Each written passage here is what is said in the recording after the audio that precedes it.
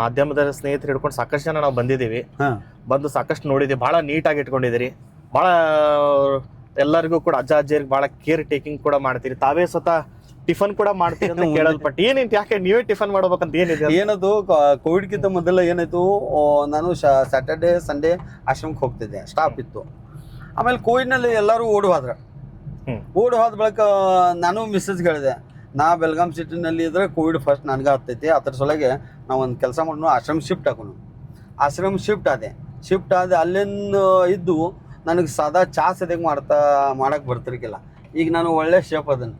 ಯಾವಾಗಾರ ನೀವು ಬರ್ರಿ ಮತ್ತೊಮ್ಮೆ ಊಟಗ ನಮ್ಮ ಬಿಗ್ ಚಾನಲ್ ಹೊತ್ತಿಂದ ನಾನು ವಿನಂತಿ ಮಾಡಿದೆ, ಯಾರು ನೋಡ್ತಾ ಇದ್ದಾರೆ ಅವರು ಸದ್ಯಕ್ಕೆ ಬರ್ರಿ. ಎಲ್ಲ ಮುಂಜಾನೆ ನಾಷ್ಟ ನಾನು ಮಾಡ್ತೇನೆ. ನಾನು ಸಿಂಧಿ ಆಯಿ ಅಂತ ಇದಾರೆ, ಆಮೇಲೆ ನಮ್ಮ ಮಿಸ್ಸಸ್, ಇವರೆಲ್ಲರೂ ಕೂಡ ಮಾಡ್ತೇವೆ. ಮತ್ತೊಂದು ಹೇಳುದಂದ್ರೆ, ನಮ್ಮ ಈ ಆಶ್ರಮದ ಕೆಲಸವನ್ನು ನೋಡಿ ನಮ್ಮ ಮಗಳು ಶರಲ್ ವಿಜಯ್ ಮೋರೆ, ನಾ ಬರೀ ಕರ್ನಾಟಕ, ಮಹಾರಾಷ್ಟ್ರ, ಗೋವಾ ಅಲ್ಲಿ ಮಠ ನಮ್ಮ ಆಶ್ರಮದ ವ್ಯಾಪ್ತಿ ಇದು ಮಾಡಿದ್ವು. ಆದ್ರೆ ನನ್ನ ಮಗಳು ಏನು ಮಾಡಿದ್ವು, ಇನ್ಸ್ಟಾಗ್ರಾಮ್ ಮಾಧ್ಯಮದಿಂದ ಇಡೀ ಜಗತ್ತಿಗೆ ಶಾಂತಾಯಿ ವೃದ್ಧಾಶ್ರಮದ ಒಂದು ಪವರ್ಫುಲ್ ಇದಾಗಿದೆ ಅಂತೇಳಿ ಇಂಡಿಯಾ ಗಾಟ್ ಟ್ಯಾಲೆಂಟ್ನಲ್ಲಿ ನಮ್ಮ ಅಜ್ಜಿಗಳು ಡ್ಯಾನ್ಸ್ ಮಾಡಿದ್ದಾರೆ. ಆಮೇಲೆ ಸಾರಿಗಮಪನಲ್ಲಿ ಜಾಯ್ನ್ ಆಗಿದ್ದಾರೆ. ಮೊನ್ನೆ ಫಿಟ್ ಇಂಡಿಯಾ ಅಂತೇಳಿ ಕೇಂದ್ರ ಸರ್ಕಾರದಿಂದ ಸ್ಪೋರ್ಟ್ಸ್ ಮಿನಿಸ್ಟರ್ ಆಫ್ ಅಥಾರಿಟಿ ಅವ್ರ ಹೊತ್ತಿಂದ ನಮ್ಮ ಆಶ್ರಮ್ಗೆ ಫಿಟ್ ಇಂಡಿಯಾ ಅಂಥೇಳಿ ಸೆಲೆಕ್ಷನ್ ಮಾಡಿ ವೈಜಾಗ್ನಲ್ಲಿ ನಮ್ಮ ಅಜ್ಜಿ ಮತ್ತು ನನ್ನ ಮಗಳದು ಮತ್ತು ಮಗಂದ ಸನ್ಮಾನವನ್ನು ಮಾಡಿದ್ರು.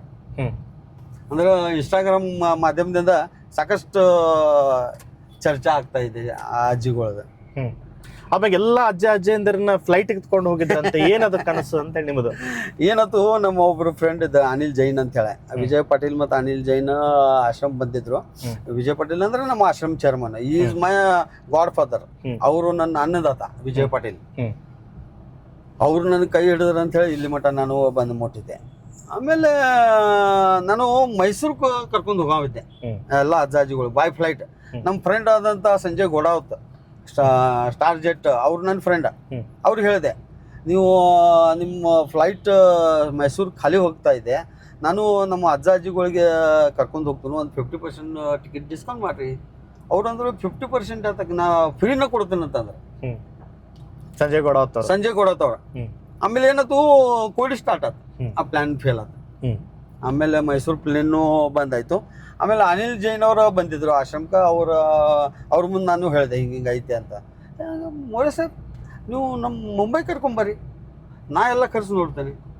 ಆಮೇಲೆ ಸಂಜಯ್ ಗೋಡಾತ್ ಅವರು ಸದ್ಯಕ್ಕೆ ನಮಗೆ ಸಹಕಾರ ಮಾಡಿದ್ರು.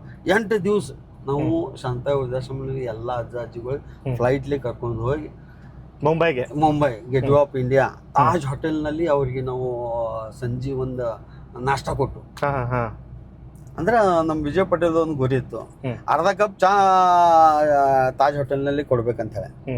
ಆಮೇಲೆ ಅನಿಲ್ ಜೈನ್ ಅವರೆಲ್ಲ ನಮ್ದು ವ್ಯವಸ್ಥಾನ ಮಾಡಿ ಸಂಜೆ ನಮ್ದು ಹಾದಿ ನೋಡ್ಕೊತ ಒಂದು 40 ಮಂದಿ ತಾಜ್ ಹೋಟೆಲ್ನಲ್ಲಿ ವೇಟ್ ಮಾಡ್ತಾ ಇದ್ದಾರೆ. ಅಂದ್ರೆ ಒಂದು ಭಾಳ ಖುಷಿ. ಸೊ 2 ದಿವಸ ತೋರಿಸಿ ಮತ್ತೆ ನಾವು ಹೊಳ್ಳೆ ಬೆಲ್ಗಾಮ್ ಬಾಯ್ ಫ್ಲೈಟ್ ಕರ್ಕೊಂಬೋದು. ಈ ಕೋವಿಡ್ ನ ಒಂದು ವಿಷಯನ ಮೆಲುಕು ಹಾಕ್ಬೇಕಾದ್ರೆ, ಕೋವಿಡ್ ನಲ್ಲಿ ತಾವು ಕೂಡ ಸಾಕಷ್ಟು ಸೀರಿಯಸ್ ಆಗಿದ್ರಿ, ಸಾವು ಬದುಕಿನ ಮಧ್ಯೆ ಹೋರಾಡ್ತಾ ಇದ್ರಿ, ಸಾವನ್ನ ಗೆದ್ದು ಬಂದಿದ್ದೀರಿ ಅಂತ ಏನ್ ಹೇಳ್ತೀರಿ ಅಂತ? ಯಾಕೆ ಏನಾಗಿತ್ತದು? ಏನಾಯ್ತು, ಮೊದಲಿಂದ ನಾನು ನಿಮ್ಗೆ ಅನ್ಕ್ಲೇಮ್ ಡೆಡ್ ಬಾಡಿ ಬಗ್ಗೆ ಹೇಳಿದೆ. ಸೊ ಸಿಟಿನಲ್ಲಿ ಸಾಕಷ್ಟು ಡೆಡ್ ಬಾಡಿಗಳು ಫೈಂಡ್ ಔಟ್ ಆಗ್ತಾ ಇತ್ತು. ಆಮೇಲೆ ಜನರು ಏನಾಯ್ತು, ತಮ್ಮ ಮಗ ಆಗಲಿ ತಮ್ಮ ಗಂಡ ಆಗಲಿ ಯಾರು ಒಳ್ಳೆ ಅಂದ್ರೆ ರಿಲೇಷನ್ ಇದ್ರು ಯಾರು ತಿರ್ಕೊಂಡ್ಬೇಕು, ಯಾರು ಡೆಡ್ ಬಾಡಿ ತಗೋತಾ ಇರ್ತಾರೆ, ಅಂತ್ಯಕ್ರಿಯೆ ಮಾಡ್ಲಿಕ್ಕೆ ಮುಂದಾಗ್ತಾ ಇರಲಿಲ್ಲ. ಅಂತ ವೇಳಕ ಪ್ರಶಾಸನ ವತಿಯಿಂದ ಒಂದು ಟೀಮನ್ನು ತಯಾರು ಮಾಡಿದ್ರು. ಅದರಲ್ಲಿ ನಮ್ಮ ಕಮಿಷನರ್ ಆಗಲಿ, ಸಂಜಯ್ ಡುಮ್ಗೋಳ್ ಆಗಲಿ, ಆಮೇಲೆ ನಮ್ಮ ಬುಡಾ ಆಯುಕ್ತರಾಗಲಿ, ಅಂದ್ರೆ ಜಿಲ್ಲಾಡಳಿತ ವತಿಯಿಂದ ರೆಡಿ ಮಾಡಿದ್ರು. ಆ ಥರ ನನಗೂ ತೊಗೊಂಡ್ರು. ನಾನು ಅದು ನಾವೆಲ್ಲ ಕೆಲಸ ಮಾಡ್ಕೋತ ಬೆಲ್ಗಾಮ್ ಸಿಟಿನಲ್ಲಿ ಅಂತ ಯಾವುದೋ ಒಂದು ಡೆಡ್ ಬಾಡಿ ಫೈಂಡ್ ಔಟ್ ಆದ್ರೆ ನಾವು ಆ ಥರದ ಸದಾಶಿವನಗರ ಸ್ಮಶಾನ ಭೂಮಿನಲ್ಲಿ ನಿಂತ ಅಂತ್ಯಕ್ರಿಯೆ ಮಾಡ್ತಿದ್ವಿ. ಅದು ಮಾಡ್ತಾ ಏನಾಯ್ತು, ಬಹುತೇಕ ನನಗೂ ಎಲ್ಲೋ ಕೋವಿಡ್ ಆಯ್ತು, ಸೆಕೆಂಡ್ ಕೋವಿಡ್ನಲ್ಲಿ. ಆಮೇಲೆ ನಾನು ಸೀರಿಯಸ್ ಆದೆ. 5 ದಿವಸ ನಾನು ಕೊಮಾನಲ್ಲಿ ಇದ್ದೆ. 5 ದಿವಸನಲ್ಲಿ ಕೊಮಾನಾಗಿದ್ದಾಗ RSS ದವ್ರದ್ದು ಒಂದು ಕೇರ್ ಇದ್ದಿತ್ತು, ಕೋವಿಡ್ ಸೆಂಟರ್. ಅದನ್ನಲ್ಲಿ ನನಗೆ ಅಡ್ಮಿಟ್ ಮಾಡಿ ಕಳೆದ 15 ದಿವಸ ನಂಗೆ ಒಳ್ಳೆ ಟ್ರೀಟ್ಮೆಂಟ್ ಕೊಟ್ಟು ನನಗೆ ಹೊರಗೆ ಬಂದೆ. ಅಂದ್ರೆ ಕೋವಿಡ್ ಸದ್ಯಕ್ಕೆ ನಂಗೆ ನಮ್ಮ ಕೆಲಸ ಎಲ್ಲೋ ಒಂದ್ ಕಡೆ ಅದೇ ಸಾವಿರಾರು ಅನಾಥ ಶವಗಳ ಅಂತ್ಯಕ್ರಿಯೆ ಮಾಡಿದ್ರಿ, ಅದೇ ಪುಣ್ಯ ಎಲ್ಲೋ ನಿಮ್ಮ ಒಂದ್ ಕಡೆ ಕೈ ಹಿಡಿತು. ಹೌದೌದು. ಆಮೇಲೆ ವಿಜಯ್ ಮೋರವ್ರೆ, ಮುಂದೆ ಏನ್ ಕನಸಿದೆ ನಿಮ್ಗೆ? ಮುಂದೆ ಆತ ಶಾಂತಾಯಿ ವೃದ್ಧಾಶ್ರಮ, ಈ ಸದ್ಯ ರಾಜಕೀಯವನ್ನಂತೂ ಕಟ್ಟಿದಿರಿ, ಸಮಾಜ ಸೇವೆಯಲ್ಲಿ ತೊಡಗಿದಿರಿ, ಶಾಂತಾಯಿ ವೃದ್ಧಾಶ್ರಮ ನಡೆಸ್ತಾ ಇದ್ದೀರಿ, ಮುಂದೆ ಏನ್ ಕನಸಿದೆ ಅಂತ? ದೇವರು, ನಾನು ಒಂದು ರಿಕ್ವೆಸ್ಟ್ ಮಾಡ್ತೇನೆ ಎಲ್ಲ ಜನರಿಗೆ, ಇಡೀ ಜಗತ್ತಿನಲ್ಲಿ, ಇಡೀ ರಾಜ್ಯದಲ್ಲಿ, ಇಡೀ ದೇಶದಲ್ಲಿ ಸಾಕಷ್ಟು ಮಂದಿ ಭಾಳ ಅಂದ್ರೆ ಭಾಳ ಅಡಚಣೆಯಾಗಿದ್ದಾರೆ. ಯಾರಿಗೊಂದು ಹೊತ್ತು ಊಟ ಸಿಗೋದಿಲ್ಲ, ಪಾಪ ವಿಧವಾ ಹೆಂಗಸಿರ್ತಾರೋ, ಮಕ್ಕಳಿಗೆ ಕಲಿಲಿಕ್ಕೆ ರೊಕ್ಕ ಸಿಗೋದಿಲ್ಲ. ಅಂಥವ್ರಿಗೆಲ್ಲರಿಗೂ ಹೆಲ್ಪ್ ಮಾಡಬೇಕಂಥೇಳಿ ನಾನು ಭಾಳ ದೊಡ್ಡ ಇದು ಕೆಲಸನೂ ಇದಕ್ಕಿಂತ 10 ಪಟ್ಟಲ್ಲಿ ನನ್ನಂಥ ವಿಜಯ್ ಮೌರ್ಯ ಅವರ ಸಾಕಷ್ಟು ಆಗಬೇಕು ಅಂತೇಳಿ ದೇವ್ರ ಕಡೆ ಪ್ರಾರ್ಥನೆ ಮಾಡ್ತೇನೆ. ಮತ್ತೊಂದು ವಿಷಯ, ನಾನು ರದ್ದಿದಿಂದ ಬುದ್ಧಿಗಡೆ ಅಂಥೇಳಿ ರದ್ದಿ ಕಲೆಕ್ಟನ್ನು ಮಾಡಿ ನಮ್ಮ ನಾ ಹೇಳಿಲ್ಲ, ವಿಡಿಯೋ ಹೆಂಗಸರು ಇರ್ತಾರೋ, ಬಾಜು ಮಾರ್ತಿರ್ತಾವೆ, ಯಾವ್ದಾರ ಕಿರಾಣಿ ಅಂಗಡಿಯಾಗ ಕೆಲಸ ಮಾಡ್ತಿರ್ತಾವೆ, ಮಕ್ಕಳಿಗೆ ಕಲಿಸ್ಬೇಕಾಗ್ತೈತಿ. ವಿನಾಯಕ್ ಲೋಕೂರಾಗಲಿ, ಸಂತೋಷ್ ಮಮದಾಪುರ ಅಲ್ಲಿ, ವಿಜಯ್ ಪಾಟೀಲ್ ಆಗಲಿ, ಈ ಎಲ್ಲ ಟೀಮನ್ನು ತಯಾರು ಮಾಡಿ ರದ್ದಿ ಕಲೆಕ್ಟನ್ನು ಮಾಡಿ ಕಳೆದ 475 ಅಬಾವ್ ಹುಡುಗರಿಗೆ ನಾವು ಎಜುಕೇಶನ್ ಸಲುವಾಗಿ ಹೆಲ್ಪ್ ಮಾಡಿದ್ವಿ. ಈಗ ನಾನು ಬೆಳಗಾಂನಲ್ಲಿ ನನ್ನ ಗಾಡಿ ಎಲ್ಲರೂ ಓಡಾಡಕತ್ತಂದ್ರೆ ನಿಂದರ್ಸಿ ರದ್ದಿ ಹಾಕ್ತಾರೆ, ಅರಿವು ಹಾಕ್ತಾರೆ, ಅದೆಲ್ಲ ಕಲೆಕ್ಟ್ ಮಾಡಿ ಹತ್ರದಿಂದ ನಾವು ಎಲ್ಲ ಅದನ್ನ ಮಾರಾಟ ಮಾಡಿ ಬಂದ ಹಣದಿಂದ ವಿದ್ಯಾರ್ಥಿಗಳ ವಿದ್ಯಾಭ್ಯಾಸಕ್ಕೆ ಹಣವನ್ನ ಸಹಾಯ ಮಾಡ್ತೀವಿ. ಒಳ್ಳೆ ಕೆಲಸ, ನಿಜವಾಗ್ಲೂ ಒಳ್ಳೆ ಕೆಲಸ ವಿಜಯ್ ಮೌರ್ಯ ಅವರೇ. ಆಮೇಲೆ ಕೊನೆಯದಾಗಿ ನಿಮ್ಗೆ ಒಂದು ಬೆಳಗಾವಿ ಜಿಲ್ಲೆ ಒಂದು 2-3 ಜನ ರಾಜಕಾರಣಿಗಳ ಬಗ್ಗೆ ಕೇಳ್ತೀನಿ. ಅವ್ರ ಬಗ್ಗೆ ನಿಮ್ಮ ಅಭಿಪ್ರಾಯ, ಅಂದ್ರೆ ಪಾಸಿಟಿವ್ ಇರ್ಬೋದು, ನೆಗೆಟಿವ್ ಇರ್ಬೋದು. ಇನ್ನು ಲಕ್ಷ್ಮೀ ಹೆಬ್ಬಾಳ್ಕರ್ ಬಗ್ಗೆ ನಿಮ್ಗೆ ಪಾಸಿಟಿವ್ ಏನಿದೆ, ನೆಗೆಟಿವ್ ಏನಿದೆ ಅಂತ? ಅಂದ್ರೆ ಅವ್ರ ರಾಜಕೀಯ ಬಗ್ಗೆ ಅವ್ರಿಗೆ ನಿಮ್ಗೆ ಒಳ್ಳೇದ್ ಮಾಡಿದಾರೆ, ಕೆಟ್ಟದ್ ಮಾಡಿದಾರೆ ಕೇಳ್ತಾ ಇಲ್ಲ.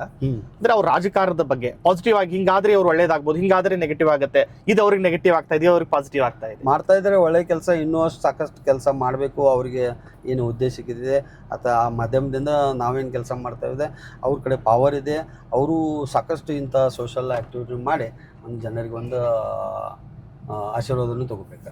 ಸತೀಶ್ ಜಾರಕಿಹೊಳಿ ಅವ್ರ ಬಗ್ಗೆ ಹೇಳೋದಾದ್ರೆ, ಸತೀಶ್ ಜಾರಕಿಹೊಳಿ ಅವರ ಮೂಢನಂಬಿಕೆ ಬಗ್ಗೆ ಅವರು ಸಾಕಷ್ಟು ಇಡೀ ದೇಶದಲ್ಲಿ ಆಗಲಿ ಇಡೀ ಜಗತ್ತಿನಲ್ಲಿ ಮೂಢನಂಬಿಕೆ ಮಾಧ್ಯಮದಿಂದ ಕೆಲಸ ಮಾಡೋದು ರಾಜಕೀಯ ವ್ಯಕ್ತಿ ಏಕಮೇವ ಅಂದರೆ ಸತೀಶ್ ಜಾರಕಿಹೊಳಿ.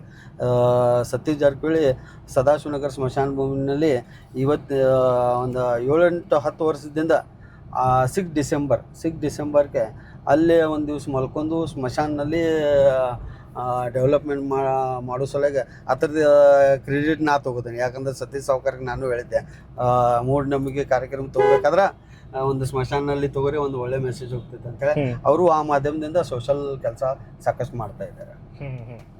ಆಮೇಲೆ ಪ್ರಭಾಕರ್ ಕೋರೆ ಅವರು, ಯಾಕಂದ್ರೆ ನಿಮಗೆ ಸಾಕಷ್ಟು ಅವ್ರ ಬಗ್ಗೆ ಪ್ರೀತಿ ಮತ್ತು ಅಭಿಮಾನ ಎರಡೂ ಕೂಡ ಇದೆ.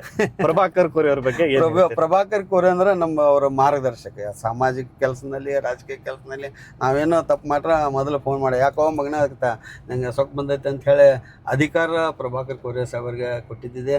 ಅವರು ನನಗೆ ಸಾಕಷ್ಟು ಸೋಷಲ್ ಕೆಲಸದಲ್ಲಿ ಹೆಲ್ಪ್ ಮಾಡ್ತಾಯಿದ್ದಾರೆ. ಅವ್ರ ಮಾಧ್ಯಮದಿಂದ ನಾನು ಬೆಳಗಾಂ ಸಿಟಿನಲ್ಲಿ ಅಕ್ಕಪಕ್ಕ ಗ್ರಾಮೀಣ ಭಾಗದಲ್ಲಿ ಎಷ್ಟೋ ಪುವರ್ ಸ್ಟೂಡೆಂಟ್ಸ್, ಪುವರ್ ಪೇಷಂಟ್ ಇದ್ದಾರೆ, ಅವ್ರಿಗೆ ಹೆಲ್ಪ್ ಮಾಡುವಂಥ ಶಕ್ತಿ ಪ್ರಭಾಕರ್ ಕೋರೆ ಅವರು ನಂಗೆ ಕೊಟ್ಟಿದ್ದಾರೆ ಅಂತೇಳಿ KLE ಹಾಸ್ಪಿಟಲ್ನಲ್ಲಿ ಫ್ರೀ ವಾರ್ಡ್ನಲ್ಲಿ ಅಡ್ಮಿಟನ್ನು ಮಾಡಿ ಅವ್ರಿಗೆ ಸಹಕಾರ ಮಾಡೋದು ಅಧಿಕಾರ ನಂಗೆ ಕೋರೆ ಸಾಹೇಬರು ಕೊಟ್ಟಿದ್ದಾರೆ.